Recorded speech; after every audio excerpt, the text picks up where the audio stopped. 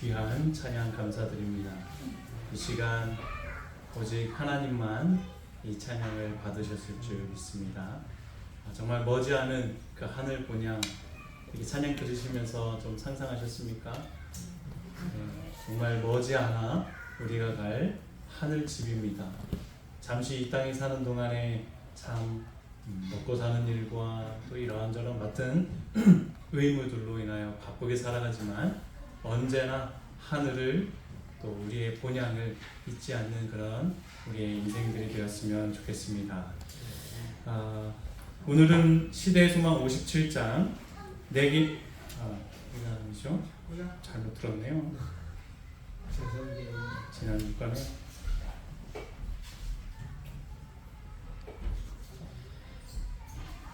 제목을 안 바꾼 거네요. 예, 제목만 안 바꿨습니다. 제사장들의 음모입니다. 우리 본문의 말씀 요한복음 11장 47절에서 54절을 한번 좀 교독하시겠습니다. 우리 한번 더 어떠한 내용인지 되짚는 그런 시간 되었으면 좋겠습니다. 이에 대제사장들과 바리새인들이 공회를 모으고 이르되 이 사람이 많은 표적을 행하니 우리가 어떻게 하겠느냐? 만일 그를 이대로 두면 모든 사람이 그를 믿을 것이요 그리고 만일 가서 이 땅과 민족을 폐하하리라 하니 그 중에 한 사람 그 해의 대제사장인 가야바가 그들에게 말하되 너희가 아무것도 알지 못하는도다. 한 사람이 백성을 위하여 죽어서 온 민족이 망하지 않게 된 것이 때에 그들을 끝까지 하는도다. 이 말은 스스로 함이 아니요 그 해의 대제사장이므로 예수께서 그 민족을 위하시고 또 그 민족만 위할 뿐 아니라 흩어진 하나님의 자녀를 모아 하나 되게 하기 위하여 죽으실 것을 미리 말하느니라. 이날부터는 그들이 예수를 죽이려고 모의하더라. 그러므로 예수께서 다시 가운데 편안하게 다니지 아니하시고 거기를 떠나 이를 가까운 곳인 베드라이라는 동네에 가서 제자들과 함께 거기 머무르시니라. 아멘. 2019년 10월 31일 밤 11시 30분경이었습니다. 독도에서 한 헬기가 추락하는 사고가 있었습니다. 이 헬기는 밤에 독도 부근에서 물고기를 잡던 어부가 그물을 끌어올리는 작업 중에 선원의 손가락이 절단되는 사고를 당했다는 신고를 듣고 대구에서 응급 환자를 이송하기 위해 출발했던 헬기였습니다. 그렇게 독도에 도착했던 헬기는 응급 환자를 태우고 이제 다시 이륙했지만 2분여 만에 쿵 소리와 함께 헬기가 추락하게 되었습니다. 그래서 탑승했던 소방대원, 선원, 환자 해가지고 4명이 사망하고 3명이 실종이 되었죠. 이 사고의 원인이 무엇이었을까요? 무엇이었을까요? 예, 맞아요. 모르시오. 어떻게 해야 돼요? 조사당국은 그 원인을 찾아 발표했는데요. 소방 헬기 추락은 당시 조종사가 내려가는 중인 헬기가 마치 상승하고 있는 것으로 착각해서 날아가는 중에 바다로 그냥 내리꽂았다는 것입니다. 그래서 이 가는 중에 한 200m 넘어갔죠. 그 정도의 그냥 바다에 충돌한 사고였던 것입니다. 전문가들은 이 비행 착각의 종류를 8가지로 봅니다. 우리가 비행기를 조종 안 해봐서 모르지만 이런 비행 착각이 굉장히 많은 것 같아요. 그런 8가지로 분류하고 있는데 수평인 줄 알았는데 사실 수평이 아니거나, 그죠? 상승하는 줄 알았는데 사실은 하강하고 있거나, 한쪽으로 기울어져 있는 것 같은 착각과 가만히 있는 빛이 움직이고 있는 것 같이 보이는 것, 여러 또 중력 등이나 이런 착각들이 8가지가 된다 이야기합니다. 비행 조종 시스템이 있음에도 조종사들이 걸리는 비행 착각으로 인한 사고가 종종 일어나곤 한다고 하죠. 이번 2019년 그 헬기 사고도 생산된 지 3년밖에 안 된 헬기였지만 수동으로 몰던 조종사의 착각으로 수면에 충돌하여 기체가 부러지고 큰 사고로 이렇게 이어졌으며 아주 인명피해가 막심했죠. 사고도 사고지만 구급대원 가운데는 20대 된 구급대원도 있었습니다. 구급대원이었어요. 참 우리들의 손자와 딸과 같은 그런 나이였죠. 비행착각 사고는 조종사들의 실수에서 일어난 사고라고는 하지만 실수라고 안타까워만 하기에는 그 사고의 결과는 굉장히 이루 말할 수 없을 정도로 끔찍한 것 같습니다. 조종사들이 겪는 것과는 사뭇 다르지만 우리들도 인생을 살다 보면 또 신앙생활을 하다 보면 종종 착각을 인하여 내 자신과 상대에게 손해가 생기고 끝내 막다른 길을 마주할 때가 있습니다. 내가 맞다고 판단하고 옳다고 느꼈던 교회나 교리, 신념 등이 내 정신에 착각을 일으켜 내 영혼의 손실을 가져오며 주변 사람들에게 피해를 주고 끝내는 영적으로 막다른 길목에 서는 경험을 우리들도 할 수 있는 것입니다.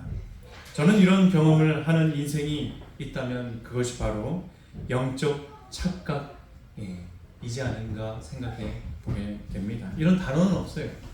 영적 착각이라 저는 정의를 해보았습니다. 이번 주 묵상한 역사의 이야기는 다름 아닌 자신들이 옳다고 생각하고 판단하며 예수님을 결국 십자가에 못 박기까지 선택했던 유대인들의 영적 착각의 이야기였음을 보게 되었습니다. 오늘 이 역사의 이야기를 돌아보면서 우리 각 인생도 유대인들과 반복되는 그런 영적 착각을 하고 있는 삶을 살고 있는 것은 아닌가 살펴보게 되는 귀한 시간이 되길 간절히 소망합니다. 오늘은 선악의 대쟁투 관점에서 이 본문을 살펴보고자 합니다. 먼저 성령의 역사입니다.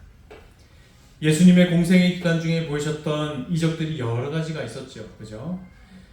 생명을 부활시킨 확실한 이적은 있었습니까? 물론 야이로의 딸을 살리신 일이 있었지만 조금만 그 사건에서 떨어져 보면 많은 사람들도 그렇게 의심했듯이 야이로가 정말 죽었던 것인가? 그래서 죽은 자를 실제로 살린 것인가? 의구심이 들고 불신할 수 있는 여지가 있었던 사건이었죠. 그래서 실제로 부활을 믿었던 바리새인들조차도 이 나사로를 일으킨 이 이적을 기이한 장면을 보고 예수가 거짓 행위를 야이로의 살렸던 일을 보면서도 예수가 거짓 행위를 했던 것이다. 바리새인들도 선언했던 것입니다. 하지만 이번 나사로를 부활시킨 예수님의 이적은 그 시작부터 전혀 달랐습니다. 시체 썩은 내 혹시 맡아보셨습니까? 누구예요? 예. 저는 맡아본 적이 없습니다. 그냥 지나가다 동물이나 그런 사체 어떤 냄새를 맡아본 적은 있어도 이 사람의 죽은 시체의 냄새를 맡아본 적은 없어요. 어때요? 독합니까? 인삼이 물에 홍수에 빠져 물에 썩는 냄새가 시체 죽은 냄새하고 비슷해요. 그렇대요? 인삼 썩을 때 그것도 안 맡아봤는데 그렇습니다. 아무튼 역하고 독하다 이야기합니다. 시체 냄새도 나지 몸은 딱 차고 딱딱하지. 그렇게 4일이나 나사로가 무덤에 있었습니다. 그런 상황 가운데서 예수님의 부활의 이적을 베푸신 것이죠. 생명을 부활시키는 그 어느 때보다도 확실한 표적 이적이었던 것입니다. 그렇게 나사로의 소식을 지켜보고 있었던 모든 사람들 중에 예수님이 하나님의 아들이며 신성의 능력을 지니신 분이심을 거부할 수 없는 사람들은 단 한 사람도 없었습니다. 많은 사람들은 나사로의 부활이 정말 역사적 사실인가 호기심을 가지고 또 질문합니다. 그죠? 저도 한번 찾아봤습니다. 여러분, 나사로의 그런 어떤 역사적 기록과 부활했다는 그런 기록들을 좀 찾아본 일이 있으십니까?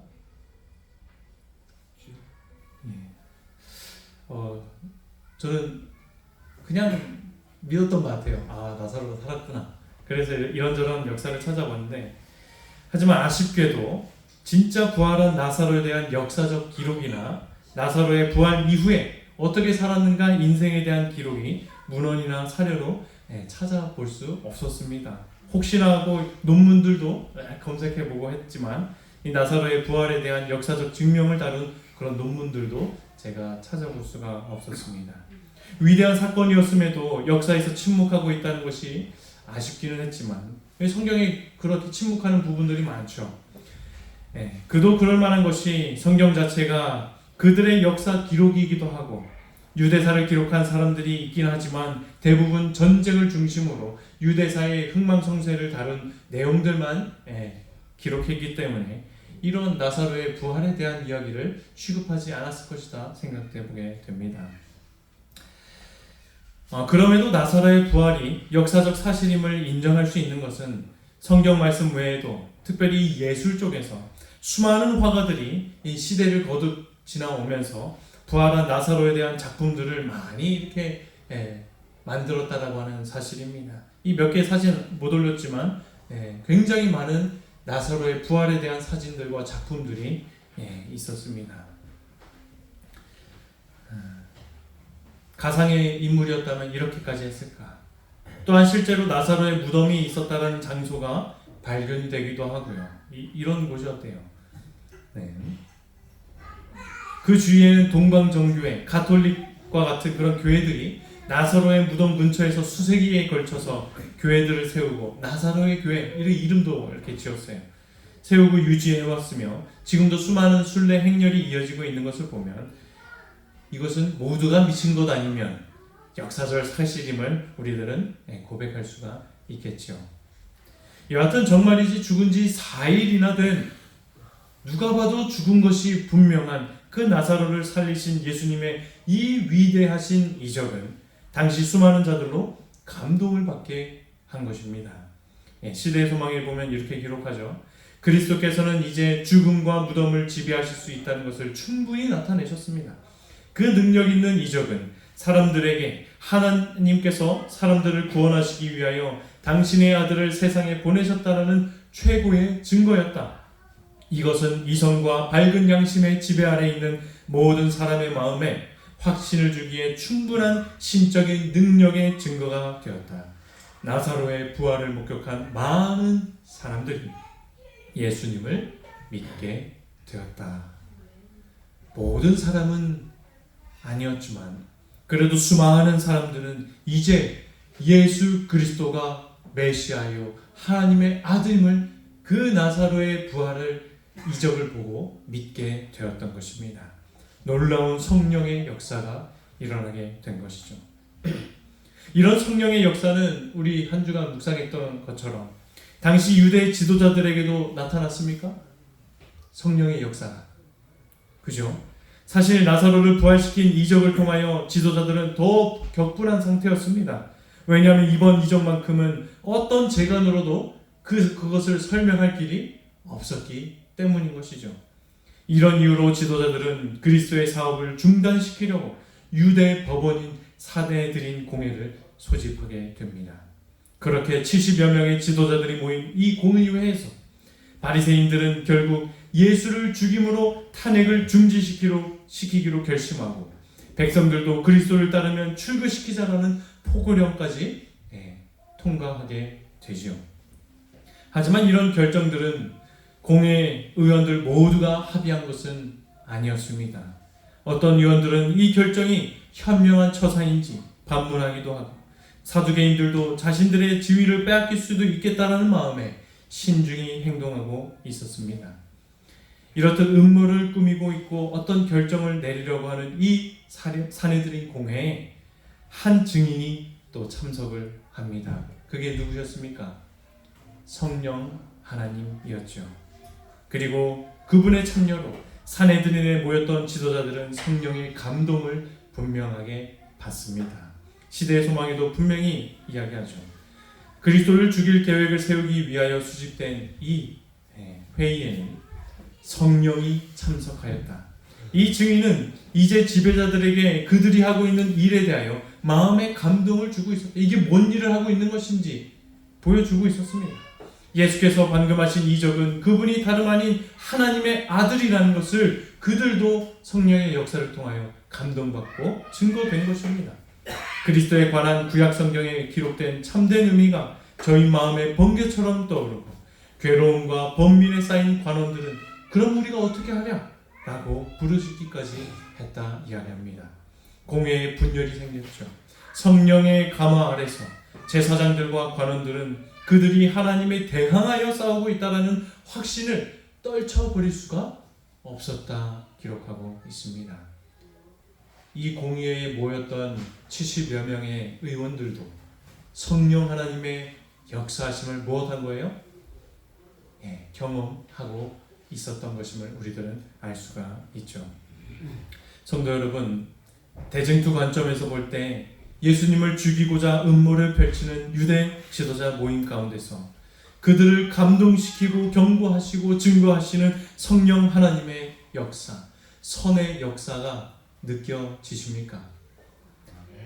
예수님이 임마누엘 하나님이며 하나님의 아들임을 증거하기 위한 성령 하나님의 그 마음과 몸부림이 묵상하는 제게 얼마나 감동적으로 와닿는지 모르겠습니다.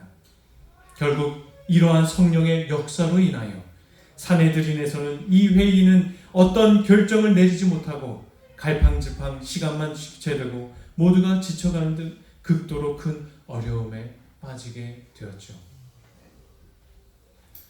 하지만 이렇게 회의가 진척되고 있을 때, 성령 하나님의 역사가 있었을 때 누가 가만히 있지 않았습니까? 사탄이 가만히 있지 않았던 것입니다. 악의 주도자인 사탄이 어떻게 가만히 있었겠습니까? 그도 자신의 증인이 되어줄 추종자를 등장시킵니다. 그게 누구입니까? 당시 유대 대제사장이었던 가야바를 통하여 사탄은 가만히 있지 않고 반격을 합니다. 갈팡질팡 이 성령의 감동하심을 인하여 고민하고 결정을 이렇게 지체하고 있는 그들을 대신하여 회의의 결론을 마무리 짓고자 가야바를 통하여 사탄은 나서게 된 것입니다. 이 가야바 어떤 사람이었습니까? 이 가야바의 장인은 사두개파의 머리이자 당시 대제사장이었던 안나스였습니다. 잘 아시죠? 시대의 소망에 따르면 그의 가족들도 사두개파의 사람들이었습니다. 그리고 그 가족들은 권력과 죄물의 욕심과 야망이 많은 사람들이었다 이야기합니다. 따라서 이 가야바도 어떤 인물입니까? 권력을 거머쥐고 있는 가족 분위기 속에서 그도 참 거만하고 오만하며 마음이 좁고 잔인한 사람으로 아마 살아왔고 그 당시에도 그렇게 자신의 직위를 감당했을 것입니다. 가야바는 얼마나 악질이었을까? 얼마나 이 사탄의 대리자로 서기에 마땅했을까? 이 단테의 신곡이라는 문학작품은 13세기 이탈리아에서 이제 집필하게 된 서사시입니다. 이 책에는 저자와 같은 이름의 여행자 단테라고 하는 이제 주인공이 있는데 그 주인공이 어떤 인물들의 안내에 따라 지옥과 연옥과 천옥 3단계로 이제 여행을 하는 그런 이야기입니다. 그곳에서 수백 명의 신화상 또 역사상의 인물들을 만나서 이야기를 하는데요. 여러 인물들이 나와 실존 인물들이 기독교 신앙의 바탕을 둔 죄와 벌, 기다림과 구원에 대한 내용을 다룬 작품이 단테의 신곡입니다. 이 문학 1편이 이제 지옥편인데요. 이 단테가 설명하는 지옥은 이 그림처럼 깔때기 모양의 지옥도를 그렸습니다. 이 8개의 원이 이렇게 이루어져 있고 점점 좁아지고 그 맨 아래에 어떤 동심원이 있는 그곳으로 내려가는 지옥인데 이게 9층으로 구분하고 있는 지옥이다 보시면 되겠습니다. 이걸 쉽게 도식화해서 보면 이렇게 생긴 것입니다. 맨 위에는 예루살렘 있고 이제 마치 무적행처럼 쭉 아래 이제 깊이 파여 내려가는데 층이 있어요. 맨 위에 층은 뭐 예수님 모르고 죽었거나 어떤 굉장히 가벼운 사람들 그 사람들이 가는 곳. 그리고 점점 내려가면 내려갈수록 어떨까요? 죄질이 안 좋은 사람들이 머무는 지옥이다. 이렇게 그는 이해하고 그랬던 것입니다. 그리고 맨 아래는 저 사탄 장본인 마왕이 있는 곳입니다. 이렇게 9층으로 이루어져 있는데 제가 갑자기 단테의 지옥도를 설명하는 이유는 다른 것이 아닙니다.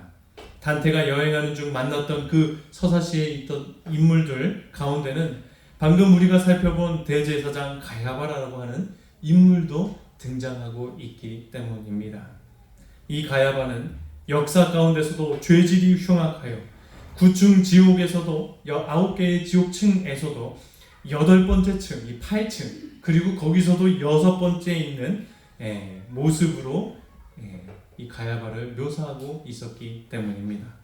단테에 따르면 여기에 있는 사람들은 겉은 금으로 이루어져 있지만 속은 납으로 이루어진 무거운 옷을 입고 계속하여 걷고 있는 그런 지옥인데, 예수를 팔아먹은 이 가야바는 땅바닥에 못 박힌 채로 다른 죄수들한테 끊임없이 밟히고 있는 곳이 바로 이 8층의 6번째 원 구간이다. 이 단테는 그림을 그리고 있는 것입니다. 이 잘 안 보이지만 저 가운데 십자가 이렇게 보이십니까? 그 가운데 정중앙에 가야바를 그리고 있는 것이죠.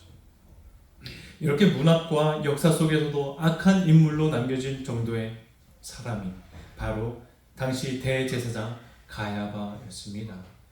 이런 사람을 사탄은 이용하기 시작한 것이죠. 성령의 역사를 회방하기 시작한 것입니다. 사탄이 지혜롭고 교묘하듯 그가 이용하는 가야바도 공회드림 회의에서 참 교묘한 제안을 하나 던집니다. 그게 어떤 제안이었습니까? 어떤 제안이었습니까? 다들 예수 죽여야 되는데 그 마음을 알지만 결정을 못하고 있었지 않습니까? 그때 어떤 제안을 던졌어요? 본문을 한번 보겠습니다. 요한복음 11장 49절 59절에 보면 그 가운데 한 사람으로서 그 해의 대제사장인 가야바가 그들에게 이제 말합니다. 당신들은 아무것도 지금 모르고 있어. 한 사람이 백성을 위하여 죽어서 민족 전체가 망하지 않는 것이 우리들에게 유익하다는 것을 여러분들은 모르고 있는 것입니다. 라고 지금 이야기한 것이에요. 이게 이해가 되십니까? 이게 무슨 말입니까? 시대소망에는 또 이렇게 잘 설명합니다. 예수님이 비록 무죄하다 할지라도 그분을 처치해야 한다고 대제사장은 지금 주장하고 있는 것입니다. 가야바는 이 이적 후에는 예수님을 따르는 자들이 폭동을 일으키기 쉬울 것이다 주장한 것입니다. 이 가만히 놔두면 폭동을 막 일으킬 거 아니에요? 그죠? 탄핵하고 그러면 나라의 위협이 있을 것 아닌가? 이렇게 주장한 것입니다. 그렇게 되면 그때에는 누가 와서요? 로마인들이 와서 그 폭동을 진압하고 이 나라를 어떻게 해서 성전문을 폐쇄하고 율법을 폐지하고 우리 민족을 결국 뭐하게 되겠다고요? 멸망하게 될 것이다. 이걸 여러분들이 모른다고 지금 이야기하는 것입니다. 이러한 생각은 이교의 풍습에서 가져온 것이죠. 그러니 이 한 사람 예수를 희생하는 것이 대의를 위해서 마땅하다, 좋은 것이다, 이게 우리에게 유익한 것이다 라고 하는 이 생각이 이교의 풍습에서 가져온 것이에요. 말 그대로 인진제사예요. 그죠? 인신제사. 당연 그 희생양은 예수 그리스도였던 것입니다. 악에 찬 가야바는 또 이어서 이렇게까지 이야기합니다. 이 말은 내가 내 생각으로 한 것이 아니라 그 해의 대제사장으로서 예수가 민족을 위하여 죽으실 것을 뭐 하는 것이라고 이야기까지 해요? 예언한 것이다 라고 이 가야바는 대제사장으로서 이야기를 한 것입니다. 하나님의 경륜을 담고 있는 대제사장으로서 하나님께 받은 예언이기도 하다라고 하면서 신비한 그의 발언으로 그의 논리를 튼튼하게 하고 그들의 어떤 고민하고 있는 것들을 결정으로 이끄는데 어떤 물꼬를 트게 된 것입니다. 그리고 이러한 사실을 훗날 요한이 요한복음서를 기록하면서 이제 또 적었죠. 이 52절은 요한이 첨가한 그런 내용일 것이라 추측해 보게 됩니다. 52절을 보면 민족을 위할 뿐만 아니라 사실 그게 그들이 말한 것처럼 그 민족을 위한 것뿐만 아니라 흩어져 있는 하나님의 자녀를 나중에 이방인들 그죠? 한데 모아서 하나가 되게 하시기 위하여 죽으실 것을 사실 예언한 것이었음을 요한은 또 이렇게 훗날에 기록을 합니다. 가야바가 예수를 죽이고자 아기를 갖고 엄겁결에 예언한 것이다 거짓을 고했지만 사실 그 거짓말이 정말이지 하나님의 섭리였고 주님이 감당하실 사명이었었던 것입니다. 이 위대한 경륜을 사탄도 모르고 있었던 것 같아요. 알았더라면 인류를 위해 십자가에 달려 돌아가실 예수님의 사명을 뭐 했을까요? 방해하고 막았을 것입니다. 예수님을 죽이지 말고 어디 이렇게 보내자 어떻게 다른 방식으로 했겠죠. 예수님을 십자가에 달리게 하지는 않았을 것입니다. 여하튼 사탄은 가야바를 통하여 그의 목적대로 성취합니다. 사탄은 사내들인의 몇 사람을 제외하곤 대부분의 의원들을 속여서 예수를 죽이는 것을 결정하도록 하는데 성공을 하게 된 것이죠. 사탄의 기만으로서 결론짓지 못했던 공회는 어려움에서 이제 벗어나게 되었고요. 합의를 이루지 못했던 불화는 끝이 나게 된 것입니다. 이번 주 이러한 대쟁투의 말씀을 살펴보면서 저는 이 이야기를 통해 하나님이 오늘날 우리들에게 주시고자 하는 교훈은 무엇일까 고민하고 묵상해 보았습니다. 그리고 정리해 보길 서두에 말씀드린 그 비행 조종사들이 종종 겪게 되는 그 착각처럼 우리 모든 그리스도인들은 성령의 역사를 경험함과 동시에 사탄의 기만을 인하여 영적 착각을 경험할 수도 있음을 돌아보게 되었습니다. 이번 시대의 소망을 읽으면서 이 한 문장을 읽을 때 유독 제 마음이 답답하고 뭉클해짐을 느끼게 되었습니다. 사내들인 회원들은 진짜 의원들이라고 똑똑하다고 하는 그 지도자들은 70여 명의 지도자들은 가야바의 말을 뭐로 받아들였어요? 그게 하나의 의견이 아니라 뭐로요? 하나님의 말씀으로 받아들였다. 이게 너무 참 마음에 슬프고 뭉클했습니다. 한 나라의 종교 지도자라고 하는 사람들이 사탄의 꾀임에 넘어가 말했던 가야바의 말이 하나님의 말씀, 하나님의 분명한 뜻으로 판단하고 그렇게 결정했다라고 하는 사실인 것입니다. 예수님을 죽이는 것이 정말 나라에 유익하고 그렇게 하는 것이 하나님께는 참된 예배를 드리는 것이라 그들은 굳게 믿었던 것입니다. 신앙인으로서 정말이지 크나큰 착각을 그들이 하고 있었음을 분명히 보게 된 것이죠. 이러한 영적 착각은 오늘날을 살아가고 있는 우리들의 생애 가운데서도 혹 나타날 수 있는 것임을 우리들은 기억해야 합니다.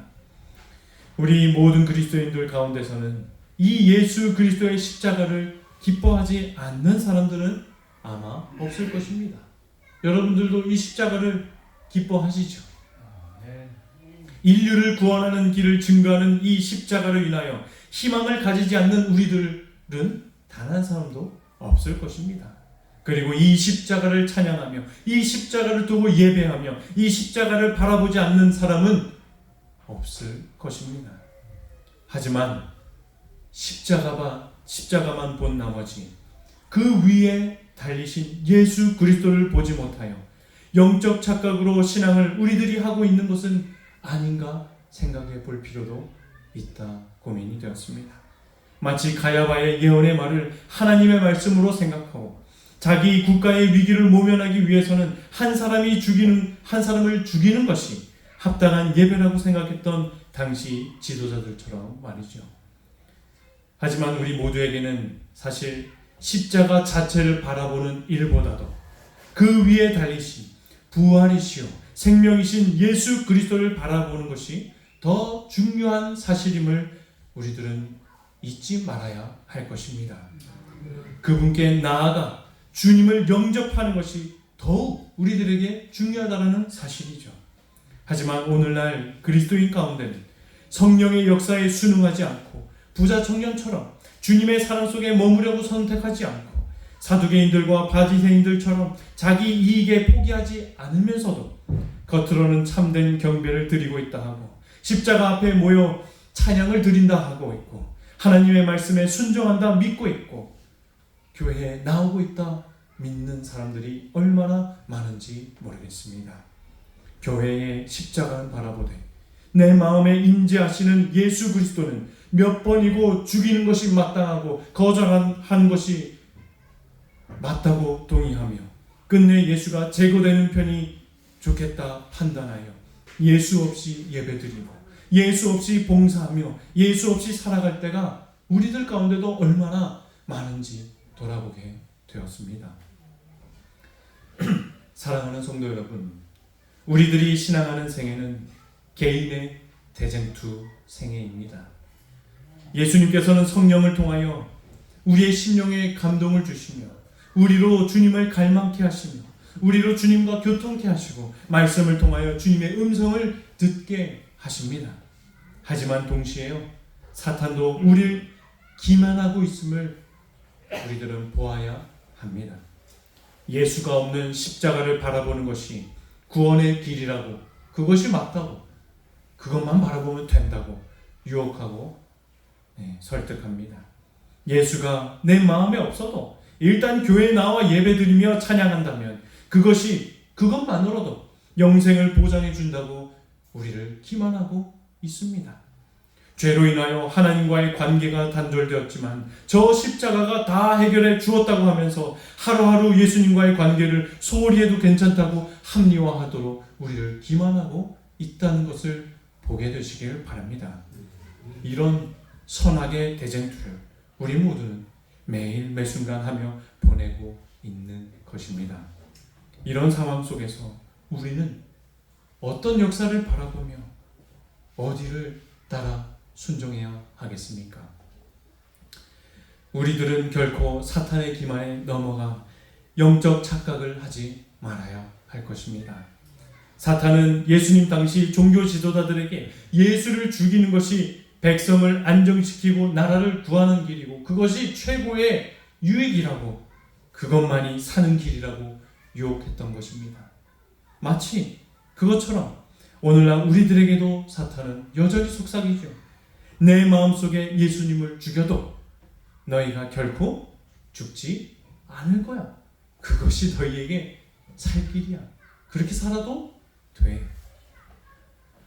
하지만 그것은 사탄의 큰 기만임을 우리들은 잊지 말아야 합니다. 선지자는 이에 대해 여러 부분에 있어서 경고를 해요. 셋째 천사의 기별은 힘센 음성으로 확장되고 있다. 그대는 현재의 의무를 아무렇게나 등한히 하면서 장차 큰 축복을 받을 것처럼 생각하거나 그대 자신의 노력이 없이, 주님과의 관계이죠, 놀라운 신앙 부흥이 있을 것처럼 착각해서는 안 된다 말씀합니다. 그리스도인처럼 보이는 외모를 갖게 하고 그들의 마음에 부패한 상태에 있음에도 불구하고 거룩함을 소유하였다라는 착각을 갖게 한다. 또 예수님처럼이라는 책을 보면 어떤 이들은 고상한 신앙의 고백이 실제적인 봉사를 대신할 것이라 착각함으로 중대한 실수를 범한다.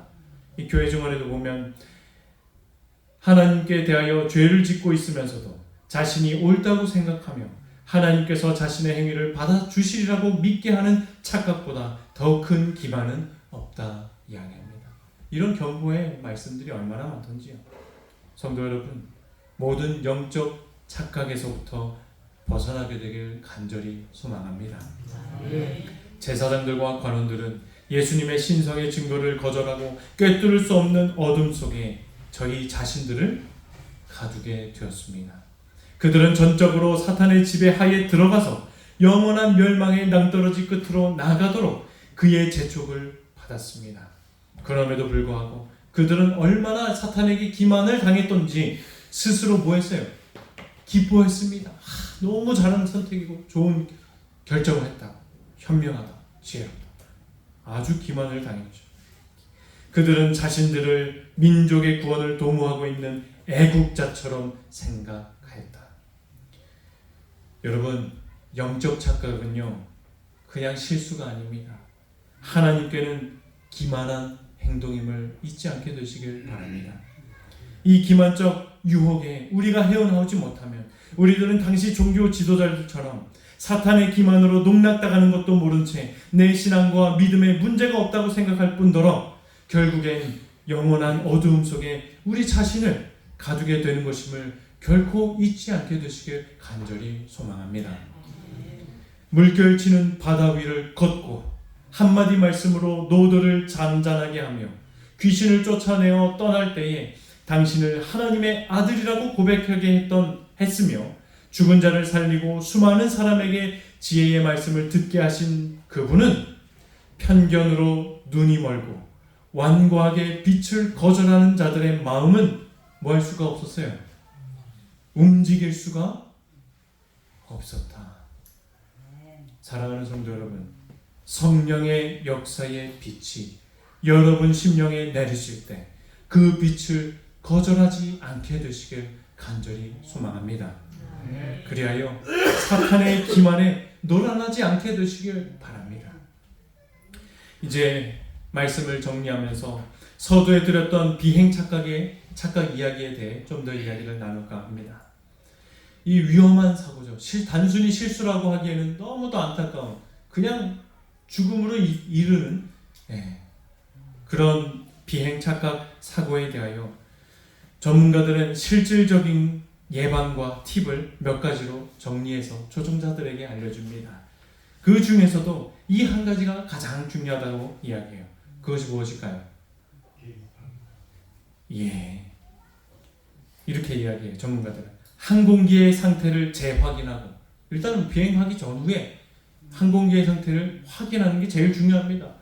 그리고 자동 비행 장치나 계기판을 참고하여 시각적 정보를 교차 확인해야 한다라고 이야기를 합니다. 계기판을 참고하여 실제와 이 첨단 장비를 비교하면서 안전히 운행하고 있는가를 판단하라고 하는 것입니다. 성도 여러분, 이 답이 너무도 당연하고 너무나 단순한 것 아닙니까? 그죠? 당연히 비행할 때 그 자동 비행 장치 얼마나 비싸게 만들었습니까? 첨단 장비입니다. 그래서 비행기가 추락할 확률이 벼랑맞을 일보다 낮다라고 이야기할 정도로 진짜로 첨단 장비예요. 헬기도 마찬가지죠. 아무리 가깝고 쉬운 것이라 할지라도 비행 착각을 하지 않으려면 결코 내 느낌과 직감, 내 경험과 판단으로 비행할 것이 아니라 항공기 상태를 늘 점검하고 자동 비행 장치나 계기판을 참고하여 실제와 교차 확인하며 운행을 해야 한다라고 하는 사실인 것이죠. 저는 산에 들은 의원들이 가야바의 말을 하나님의 말씀으로 믿고 착각하기 이전에 내 신앙을 언제나 돌아보며 3년이나 되는 그 예수님을 보았잖아요. 그죠?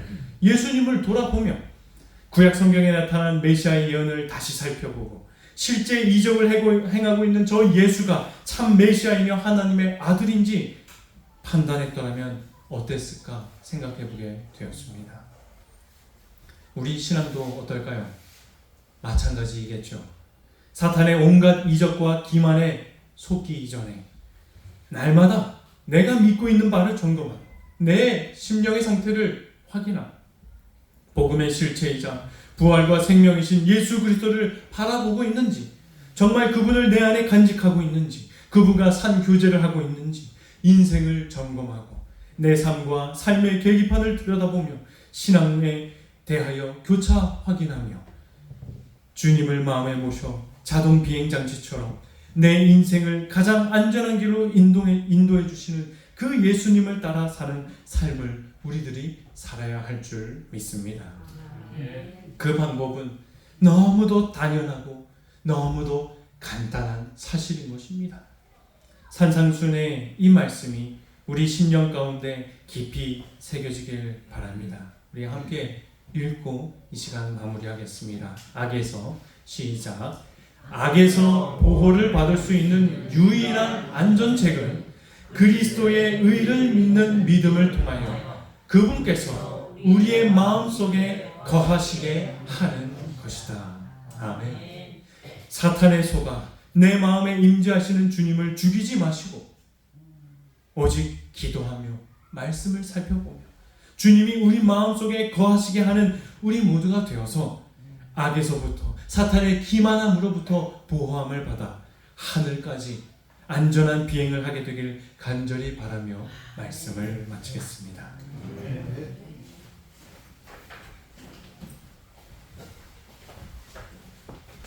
일어서셔서 찬미 383장 예수만 바라보세요. 오신 다음에 목사님께서 축하해 주시고 마치겠습니다.